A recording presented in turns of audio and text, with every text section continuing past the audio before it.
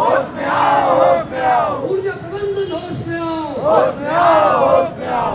आवाज दो, हम एक है, आवाज दो, हम एक है। ये चाहते हुए भी ये आजादी का सूरज उनको देखना नहीं नसीब होगा। निजी कारण हो बर्बाद, हो बर्बाद, हो बर्बाद, निजी कारण हो बर्बाद, हो बर्बाद, हो बर्बाद, हो बर्बाद, हो बर्बाद, निजी कारण हो बर्बाद, हो बर्बाद, हो बर्बाद। उत्तर प्रदेश में बिजली के निजीकरण को लेकर के लगातार प्रदर्शन का दौर जारी है। अलग अलग जिलों में अलग अलग तरीके से विरोध प्रदर्शन किया जा रहा है। वहीं राजधानी लखनऊ में भी विद्युत कर्मचारी संघ के द्वारा एक प्रदर्शन का आयोजन किया गया। यहाँ पर प्रदर्शन किया जा रहा है। आप देख सकते हैं यहाँ पर जो तमाम जो विद्युत विभाग के कर्मचारी हैं वो अपनी ड्यूटी ख़त्म होने के पश्चात यहाँ पर आए हैं और यहाँ पर बड़े संवैधानिक तरीके से शांतिपूर्ण तरीके से प्रदर्शन चल रहा है। आप तस्वीरों में देख सकते हैं कि यहाँ पर तमाम कर्मचारी हैं और उधर विद्युत कर्मचारी संयुक्त संघर्ष समिति के जो पदाधिकारी हैं वो लोग बैठे हैं। उनके द्वारा जो ये प्रदर्शन है वो दिया जा रहा है और सरकार से मांग की जा रही है कि इस निजीकरण से पहले एक बार जो कर्मचारी हैं या पदाधिकारी हैं उनसे एक बार चर्चा बेहद ज़रूरी है। इस तरीके से बिना किसी विचार विमर्श के निजीकरण करना बेहद गलत है। वहीं यूपीपीसीएल को लेकर के कहा गया है कि अगर यूपीपीसीएल जो है घाटा बता रहा है तो इस घाटे की जांच होनी चाहिए। ऐसे निजीकरण करना कोई हल नहीं है। वहीं इसको लेकर के जो विद्युत कर्मचारी संघ के पदाधिकारी हैं उन्होंने क्या कुछ कहा, सुनिए। में आप लोग विरोध सभाएं कर रहे हैं, आगे की क्या रणनीति है? आंदोलन आप लोगों का कब तक चलेगा? देखिए, यह जिस प्रकार से पावर कॉर्पोरेशन प्रबंधन ने निजीकरण के निर्णय को बोर्ड ऑफ डायरेक्टर में पास किया है, यह समझौते का उल्लंघन है। 5 अप्रैल 2018 को तत्कालीन ऊर्जा मंत्री श्रीकांत शर्मा जी के साथ रिटर्न एग्रीमेंट हुआ था, जिसमें साफ लिखा गया था कि जो भी सुधार के कार्यक्रम होंगे वह विद्युत वितरण निगमों की मौजूदा व्यवस्था में ही कर्मचारियों को विश्वास में लेकर किए जाएंगे और किसी प्रकार का निजीकरण नहीं किया जाएगा। फिर 6 अक्टूबर 2020 को तत्कालीन और इस समय भी हैं वित्त मंत्री सुरेश खन्ना जी और श्रीकांत शर्मा जी के साथ रिटर्न एग्रीमेंट हुआ। उसमें भी इस बात को दोहराया गया कि सुधार के जो भी कार्यक्रम होंगे वह मौजूदा व्यवस्था में ही किए जाएंगे और कर्मचारियों को विश्वास में लिए बिना निजीकरण कहीं नहीं किया जाएगा। अब ये एक तरफा हो रहा है।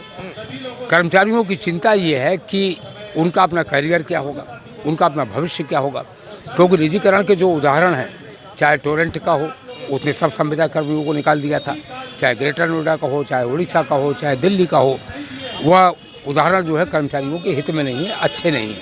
उनको सबको हम लोग कोट कर रहे हैं, लेकिन इन बातों पर कोई बात करने के लिए तैयार नहीं है। वह एक फेल्ड एक्सपेरिमेंट को, जो उड़ीसा में फेल हो गया, जो आगरा में फेल हो गया, जो ग्रेटर नोएडा में फेल हो गया, जो अन्य अन्य स्थानों पर फेल हो गया, उसी को पुश कर रहे हैं, जनता पर थोपना चाहते हैं। दूसरी चीज़ आम जनता की है। आम जनता के लिए प्राइवेट सेक्टर मुंबई में है। मैं आपके माध्यम से बताना चाहता हूं कि मुंबई में डोमेस्टिक पावर की दरें 17 रुपये से ऊपर है, अदानी की भी और टाटा पावर की भी। तो यहाँ पर कंज्यूमर्स के लिए भी बिजली की दरें बढ़ेंगी और एक बार बिजली की दरें बढ़ेंगी तो हर चीज़ की कीमत बढ़ेगी और कर्मचारियों का भविष्य अंधकार में है। तो ऐसे में मैं यही कहना चाहता हूँ कि आज जो यह विरोध हो रहा है, यह राष्ट्रव्यापी विरोध है और पूरे देश में हो रहा है और इसका उद्देश्य यही है कि हम अपनी बात सरकार तक पहुंचाएं और सरकार हम लोगों के साथ बातचीत करे कि कर्मचारियों की सेवा शर्तें प्रभावित हो रही हैं तो एक तरफा निजीकरण की कार्रवाई न की जाए। बिजली विभाग के जो कर्मचारी प्रोटेस्ट कर रहे हैं, विरोध सभाएं कर रहे हैं, बिजली विभाग के आंदोलन को और अधिक संगठनों का समर्थन न मिले, इसकी वजह से राज्य सरकार ने एस्मा की कार्रवाई की है। तो आगे आप लोगों के आंदोलन की क्या रणनीति रहेगी? देखिए, राज्य सरकार के जो श्रमिक संघ हैं वो हमारे साथ हैं। उन लोगों ने कल एक ज्वाइंट स्टेटमेंट जारी किया था और कल प्रेस कॉन्फ्रेंस भी हो रही है प्रेस क्लब में 3 बजे से। आप लोगों को मैं निमंत्रित किए ले रहा हूँ।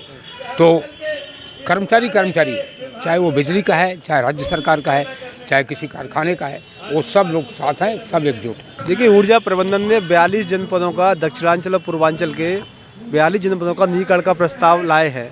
इसी के विरोध में आज लखनऊ सहित पूरे प्रदेश के जनपद मुख्यालयों पर विरोध सभाएं आयोजित हो रही है। हमारी मांग यही है कि जो निजीकरण का जो मसौदा प्रबंधन लाया है उसको वापस ले जाए। हम लोग हमेशा स्थानीय जो व्यवस्था है उसमें सुधार के पक्षधर हैं।